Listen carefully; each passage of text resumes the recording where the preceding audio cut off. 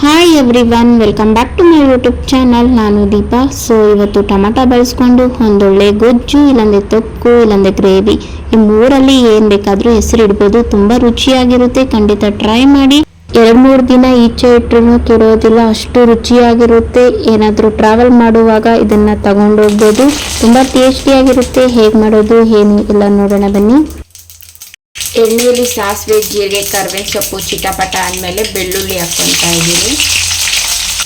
ಬೆಳ್ಳುಳ್ಳಿ ಜೊತೆಗೆ ಸಣ್ಣದಾಗಿ ಕಟ್ ಮಾಡ್ಕೊಂಡಿರೋ ಶುಂಠಿನೂ ಆ್ಯಡ್ ಮಾಡ್ಕೊತಾ ಇದ್ದೀನಿ. ಸೊ ಅದೆಲ್ಲ ಚೆನ್ನಾಗಿ ಫ್ರೈ ಆಗಿದೆ. ಇವಾಗ ಈರುಳ್ಳಿ ಹಾಕ್ಕೊಳ್ಳೋಣ.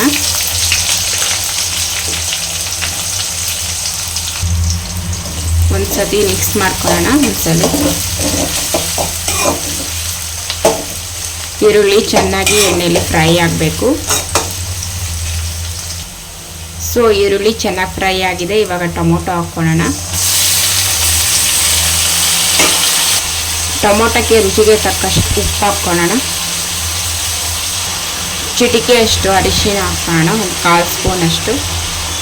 ಒಂದೊಳ್ಳೆ ಮಿಕ್ಸ್ ಕೊಡೋಣ.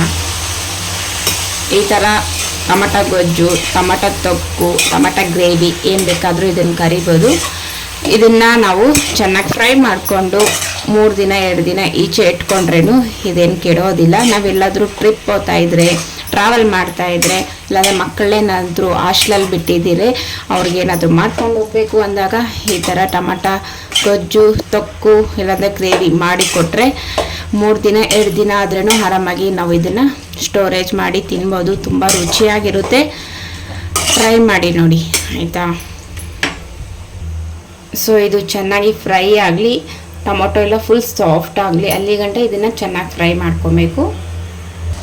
ಸೊ ಇದ್ರ ಜೊತೆಗೆ ಹಾಗೆ ಕೊತ್ತಂಬರಿ ಸೊಪ್ಪನ್ನ ಹಾಕ್ಕೊಂಡು ಚೆನ್ನಾಗಿ ಫ್ರೈ ಮಾಡ್ಕೊಳ್ಳೋಣ. ಸೊ ಇವಾಗ ಟೊಮೊಟೊ ಚೆನ್ನಾಗಿ ಫ್ರೈ ಆಗಿದೆ. ಮಸಾಲ ಹಾಕ್ಕೊಳ್ಳೋಣ. 1 ಸ್ಪೂನ್ ಖಾರದ ಪುಡಿ ಹಾಕ್ಕೊತಾ ಇದ್ದೀನಿ. ಒಂದು ಅರ್ಧ ಸ್ಪೂನ್ ಜೀರಿಗೆ ಪುಡಿ ಹಾಕ್ಕೊತಾ ಇದ್ದೀನಿ, ಇದು ಚಿಕ್ಕ ಸ್ಪೂನು. ಒಂದು 1/4 ಸ್ಪೂನ್ ಕರಿಮೆಣಸು ಪುಡಿ ಹಾಕ್ಕೊತಾ ಇದ್ದೀನಿ. ಒಂದು ಅರ್ಧ ಸ್ಪೂನ್ ಗರಂ ಮಸಾಲ ಹಾಕ್ಕೊತಾ ಇದ್ದೀನಿ. 1 ಸ್ಪೂನ್, ಚಿಕ್ಕ ಸ್ಪೂನಲ್ಲಿ ಒಂದು ಅರ್ಧ ಬೆಲ್ಲ ಹಾಕ್ಕೊತಾ ಇದ್ದೀನಿ. ಅರ್ಧ ಸ್ಪೂನ್ ಬರುತ್ತೆ ಇದು ನೋಡಿ, ಇದು ಚಿಕ್ಕದಲ್ವಾ, ಹಾಗಾಗಿ. ಸೊ ಇದನ್ನೆಲ್ಲ ಚೆನ್ನಾಗಿ ಮಿಕ್ಸ್ ಮಾಡ್ಕೊಳ್ಳೋಣ. ಸೊ ಇವಾಗ ಇದು ಚೆನ್ನಾಗಿ ಫ್ರೈ ಆಗಿದೆ. ಇಲ್ಲಿ ಸ್ವಲ್ಪ ರುಚಿಗೆ ತಕ್ಕಷ್ಟು ಉಪ್ಪು ಕಮ್ಮಿ ಇದೆ, ಹಾಗಾಗಿ ಸ್ವಲ್ಪ ಉಪ್ಪು ಹಾಕ್ಕೊಂಡಿದ್ದೀನಿ. ಹಾಗೆ 1 ಸ್ಪೂನ್ ಮನೆಯಲ್ಲೇ ಮಾಡಿರುವ ಸಾಂಬಾರು ಪೌಡ್ರ್ ಹಾಕ್ಕೊತಾ ಇದ್ದೀನಿ. ಇವಾಗ ಸಾಂಬಾರು ಪೌಡ್ರ್ ಹಾಕ್ಕೊಂಡು ಒಂದೊಳ್ಳೆ ಮಿಕ್ಸ್ ಕೊಟ್ಟು ಇದು ಎಣ್ಣೆ ತೇಲ್ ಬರಬೇಕು ಮೇಲೆ, ಅಲ್ಲಿಗಂಟ ಚೆನ್ನಾಗಿ ಫ್ರೈ ಮಾಡ್ಕೊಬೇಕಾಗುತ್ತೆ. ನೀವು ಚೆನ್ನಾಗಿ ಫ್ರೈ ಮಾಡಿಲ್ಲ ಅಂದರೆ ಇದು ಹಸಿ ಹಸಿ ಆಗಿರುತ್ತೆ, ಆವಾಗ 1 ದಿನದಲ್ಲೇ ಕೆಟ್ಟೋಗುತ್ತೆ.